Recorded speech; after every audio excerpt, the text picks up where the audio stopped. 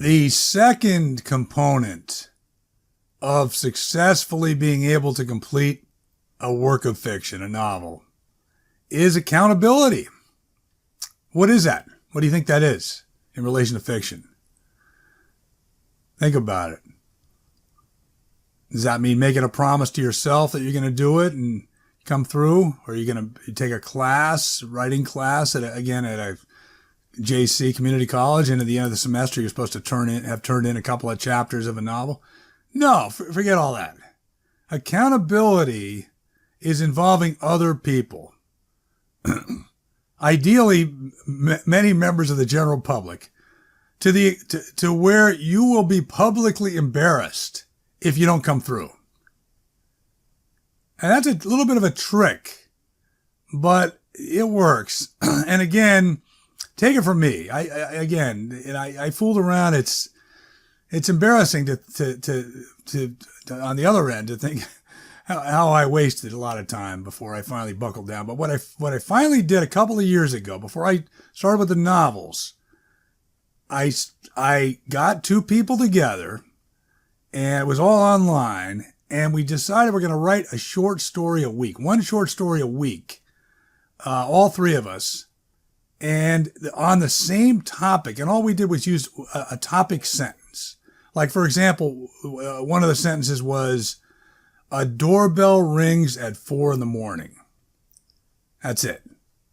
A doorbell rings at 4 a.m. So that can go a lot of different directions. It could be something humorous. It could be a mistake. It could be a murder mystery. The police ringing the bell. A lot of things could happen. And each author then would turn that into their own storyline. And the three always came out very different because the topic sentence was very general. And it was fun. It was fun to do it that way. And then you read the other people's writing. But forget all that. The key to the whole thing was we would distribute this topic sentence every Monday morning at 9 a.m. And then Sunday at 10 p.m., these stories had to all be turned in. And furthermore, we had a little group and we put it on a website. So we'd post all three stories Sunday night at 10 p.m. for all to see. And they could read them, but it also would embarrass. It would shame the person that didn't come through, the writer that didn't make it, or it came up short, maybe had half a story, whatever. And you know what? We did it for 8 weeks. So 8 stories in 8 weeks, 3 writers, and none of us had really written that much. We weren't really grooved writers with a lot of momentum, but we all made it. That's 24 stories. We all made it. So we all wrote a story a week for 8 weeks, all 3 of us. 24 stories. Nothing failed. Nothing came up short. The reason I'm convinced that we were successful is because we had other people waiting for the stories, and we were being held accountable by the other people. In this case, we were being held accountable by each other as well. We didn't want to look bad in front of the other 2 writers. That's a little bit of an embarrassment, but we didn't want to be shamed in front of the group on this website that was going to read them. And so that's one way to do it, is somehow put yourself out there in front of a group. If you can't do that, get at least one writing partner that's going to write a novel with you. And every week, you establish your word count. So let's say you're going to do 500 words a day. So that's 3,500 words a week, correct? At the end of the week, Sunday night, you exchange your 3,500 words.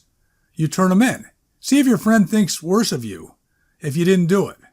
You might laugh it off, or I had a busy week, whatever, but there comes a point where there's a reality to it. You're trying to be a writer, and now you're a screw up. You're not doing it. You're a failure. How about that? Again, I'm throwing some tough love in there, but take it from me. It's required, I think. I know a lot of people in life who are good writers, and I've told them you're never going to make it because you're trying to be too perfect, and you're too worried about the world judging you. And you don't give yourself a word count, a daily count, and you don't hold yourself accountable. You're only accountable to yourself or anybody, maybe a spouse who kind of strokes your hand or a good friend. and it tells you what you want to hear. No, that doesn't work. If you don't have a person, you try to join a little writers group and then set it up within the writers group. There's plenty of Facebook groups all over the place. And just find 2 or 3 writers. Every Sunday night, you're required to send your finished words to the other writers. And whether they go online, it's even better if they go online publicly, but at least you're distributing them to other people that care and that you respect. So again, those 2 things are going to make it for you. If you don't do those 2 things, I don't think you're going to make it. And what are those 2? What are the 2 key ingredients for motivation? A daily word count that you have to stick to, even late at night on a day when you failed or things got in the way. You've got to finish that count. Don't miss any days, no matter what. Don't miss any days of that work. Once you start missing days, then it's curtains. And don't start missing a day because you got blocked or you don't think it's any good or you don't think anybody's going to read this. Forget all that. Just, you got to get your daily countdown. The second factor now is accountability. You need to set up a situation where you are publicly, again, embarrassed. You feel embarrassed if you don't make it. One other way to do it is make some sort of an announcement. Just make a public announcement on Facebook. Everybody wastes time on Facebook. Probably all of you have a Facebook account. Easy to waste hundreds of hours on there when you should be writing.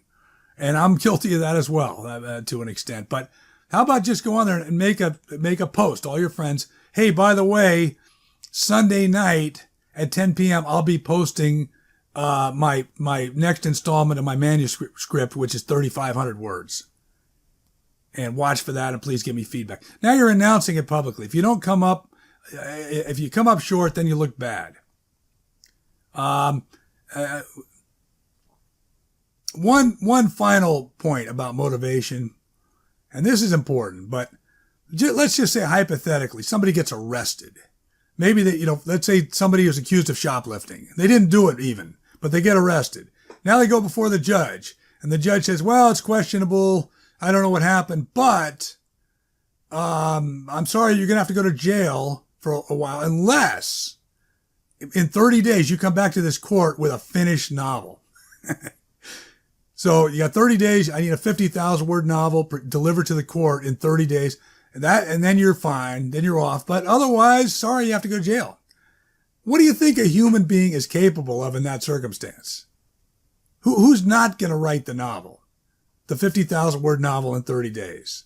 You'll do it. So knock off the whining and get to work. Okay.